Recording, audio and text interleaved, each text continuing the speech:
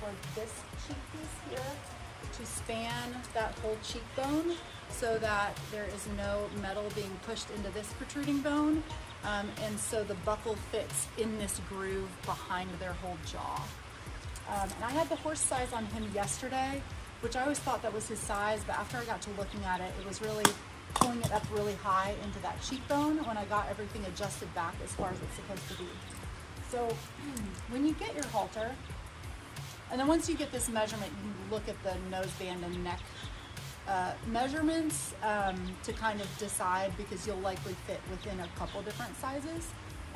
Because most of them, it would be like that size or smaller once you get your measurements. So I'm gonna put this on him, and it's gonna look huge, which is fine. Okay, perfect. So look, it looks huge. This looks ridiculous. You're gonna wanna send it back. Bear with me, okay?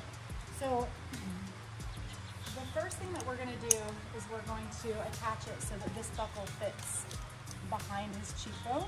And notice I have about 2 fingers from this protruding bone down to the hardware. That's exactly what we want.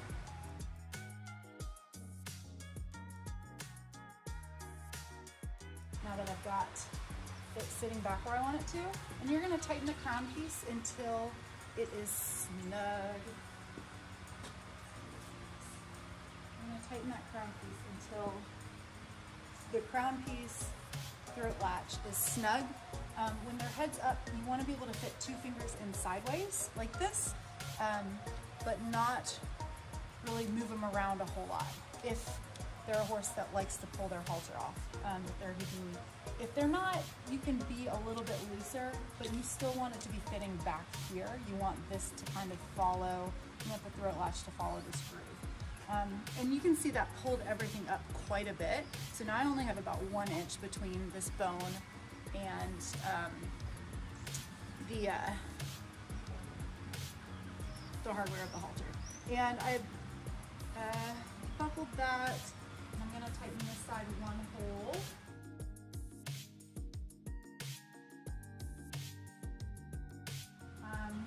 For the noseband, after you get the throat latch crown piece for the noseband, you want to be able to fit, I like to do 3 or 4 fingers sideways, because you want them to have, it kind of depends on where you put it. If you put it here, it'll probably be more like 3 fingers. If you put it under here where there's some like divots in their jaw, it might be a few more fingers. So I guess up here is pretty universal. So if you do like 3 fingers here, sorry baby, then that's a pretty good, that gives them, that gives them enough room to be able to open their mouth to chew and drink and do all the things that they need to do. You've done a really good job decorating my sweatshirt. Thank you.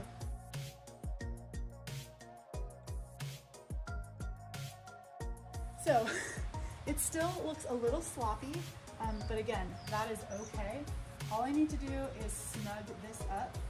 And when I do, I want to make sure that I'm not pulling the noseband up too high or pulling the crown piece forward. I'm just going to get it to kind of follow the contour of his face lightly. And it's important to note that when their head is down, this is going to have a little bit more slack. And when their head is up, come forward. Come on. I know, you're being very good. Come on. When their head is down, the center face strap will have more slack, and when their head is up, this is going to have more slack. So when their head's down, the underside of their neck stretches out and takes up that slack.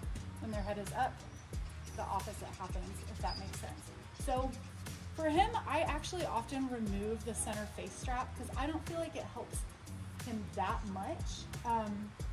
The thing I feel like that helps him is having that sliding throat latch to keep everything on and where it goes.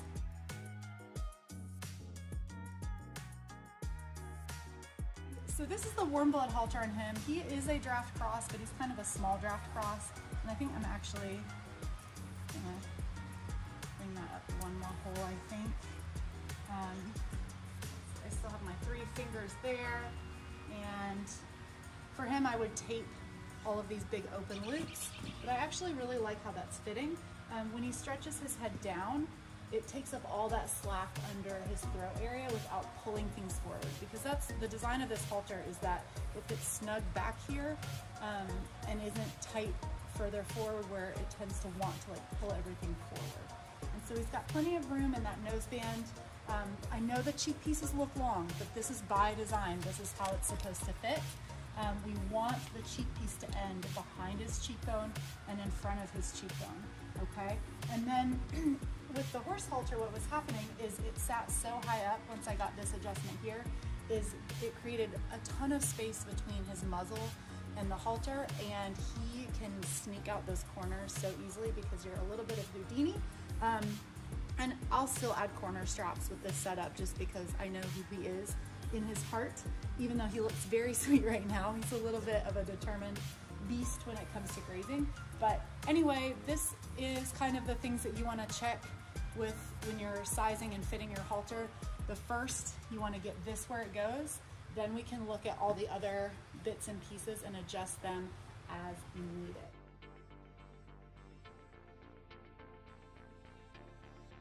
All right, so just for funsies, I'm gonna show this same warm blood size halter that I put on Finnick and adjusted for him, fit on, this is Sifo. He is a 20 or 21-year-old thoroughbred, and he is not a warm blood, but he is warm blood size in most things when it comes to his head. He has a very long but kind of narrow face. So I'm gonna go ahead and stick this on him. And I know that his cheekbone measures a little over 10 inches, and I can already tell, even though this is the right size, it's very snug on him.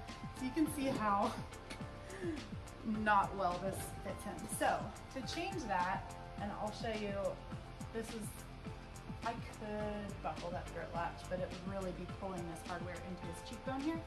So for him, I'm gonna go ahead and loosen the crown piece. And if you feel like you actually need something longer or bigger, I have a hack to lengthen your crown piece if that is something that you need to do. But again, we're gonna get this hardware sitting back behind his cheekbone, and those tags out of the way. They always seem to get muddy on the day that I need to do halter demos. So, all right, I've got that sitting where it needs to go.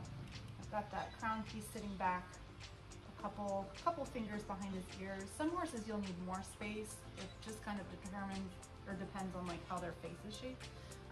But like 2 to 4 fingers is where you want that crown piece, and then you can tell this is not very snug at all. But for him, I'm probably going to, I'm trying to decide if I'm gonna move this or move this up here. I definitely need to loosen the center face strap for him because I want that noseband to hang slightly lower. Again, ideally you want about 2 fingers between this bone and the noseband. And he's not too much of a Houdini, but I am gonna go ahead and tighten this crown piece back one hole now that I've got everything sitting. And where that's sitting pretty straight, what I could actually do to remove slack is take this slider buckle and slide it this way, and that will remove slack from here. He's not much of a Houdini, so for him, this adjustment right here is actually pretty good. If it was fit like this on Finnick, I would be sliding this back about 1 inch to make this a lot more snug. But you can see that it can be loose back here, but I can't pull it forward because of his jawbone and because of his pull. So the distance from around here to here is much larger than around here. So that's why the halter is designed the way it is, and why it's so important that it fits back here first, and then we kind of adjust everything from there. And actually, I kind of like the noseband as is. I've got my 3 fingers, and it's adjusted almost as small as it goes. I've got one more hole over here, because again, he has kind of a petite, narrow face, but it's very long, which is why the warm blood is perfect for him. So, thank you, Mr. C.